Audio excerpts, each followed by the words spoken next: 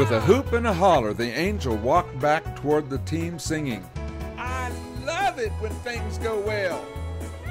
Nicholas had just joined the tune when he noticed that his head was no longer throbbing. His eyes were clear and his red raw nose was dry and healed. Body aches had melted away to a warm feeling of health and strength. Even his suit was dry. The forest swallowed the quiet sounds the angel made as he knelt beside Gracie's motionless body.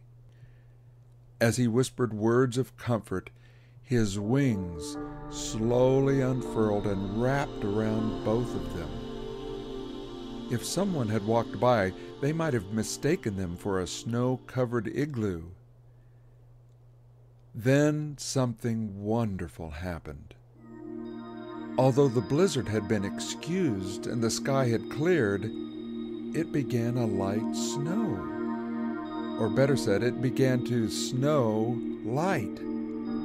Tiny, firefly-sized embers came drifting down from above. They seemed to fall only on the spot where the angel was kneeling with Gracie. The heavenly stranger looked up as two of his great wings unfolded and reached upward, stretching to heaven. Nicholas, in total amazement, turned his gaze skyward as well. The stars themselves seemed to draw together, swirling and gathering, then tumbling down in a radiant pillar of healing power. Down it came, covering the angel and his patient. The feathered heap began to glow, brighter, then brighter still. Nicholas had just begun to shade his eyes when a brilliant stream of light spilled out from the wings and made the snowy pass as bright as noonday. The old man clamped his eyes shut and waited. Was that some kind of music he heard? His legs gave way and down he went, back into the snowdrift. The sound and light faded and all became still. "What next?" he gasped as he climbed to his feet again. And there, standing on all fours, was Gracie, her eyes twinkling with excitement. She skipped over to Nicholas and nuzzled into his beard. "Oh, Gracie, I'm sorry. I was so angry and so wrong. Please forgive me." She reached up to his ear and in a tiny voice said, "Oh, yes." "That turned out pretty well," the angel said as he watched. "Now let's see if we can get everyone else up and running." He began moving from one slumbering deer to the next. With each one he kneeled, put his hand on them, and whispered something in their ear. A few moments later they woke up and jumped to their feet. The angel was almost finished before Nicholas noticed that there was no sneezing or runny noses. And what was this? Bales of summer fresh alfalfa lying at their feet.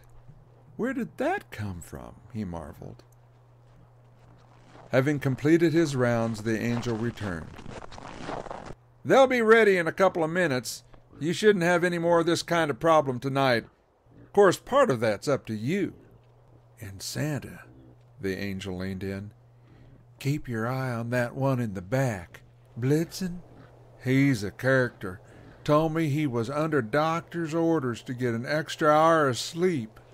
Nicholas let out a huge belly laugh, the first one of the entire night.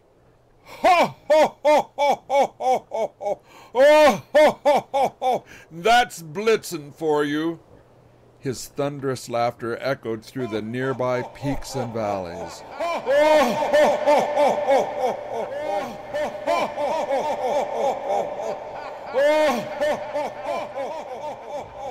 Nicholas was a new man. His glistening eyes met the angel's. "Thank you! Thank you for reminding me. I'm so glad to be filled with Christmas again, to remember the reason again." "Me too," the angel agreed. "Now, Santa, you must get going." Together they repacked the sleigh, pulled it onto the road, and checked the team's harnesses. Taking his seat and picking up the reins, Nicholas realized he still had the bright orange coat. He turned just in time to see the angel sprinting back toward the trees, lantern in hand. "You forgot your coat!" he called out. The angel slowed and looked back. "I don't need it. You may need it later on." With that, the heavenly visitor turned and vanished in a wink of light and swirling snow. Nicholas sat staring at the spot where the angel had just evaporated. "The missus is not going to believe this." After stuffing the orange coat into one of the bags, he checked wind speed and direction. Then, with a snapping of the reins and a joyous shout, the sleigh rocketed into the air. With only 4 regions to go and the cold air streaming past, Nicholas let out his full-throated proclamation, "A Merry Christmas to all!" The deliveries went well. Nicholas and the team made record time with renewed strength and energy. It was somewhere in the western foothills that Nicholas realized that he would be making a special delivery, a personal one that he would save for last.